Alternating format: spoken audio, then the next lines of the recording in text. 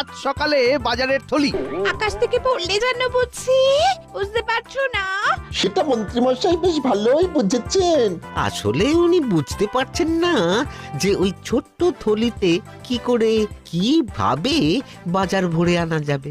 মন্ত্রীমশাই তো বড় থলে লাগবে।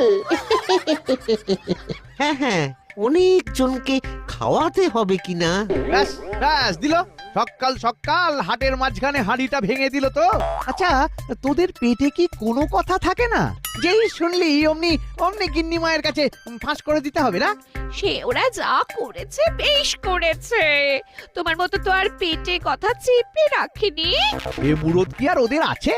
এখন তুমি আমায় বলো তো, সবাইকে ডেকে খাওয়ানোর এরকম ইচ্ছেটা হঠাৎ তোমার হলোই বা কেন? আমাকে কি ভূতে ধরেছে যে সবাইকে ধরে ধরে এনে খাওয়াবো? সব ওই গোপালের কারসাজি। ওই তো মহারাজের মাথার পোকাটা নাড়ালো। অমনি তুমি নড়ে গেলে। না না, আরে সেই ব্যাপারে তুমি নিশ্চিন্ত থাকো গিন্নি, যে কোনো ভাবেই হোক খাওয়ানোর ব্যাপারটা আমি ঠিক এড়িয়ে যাব। দেখি দেখি কতদিন সেটা পারো। সবাই মিলে চেপে ধরলে তুমি কি আর সামলাতে পারবে? পারবো মানে? পারতেই হবে।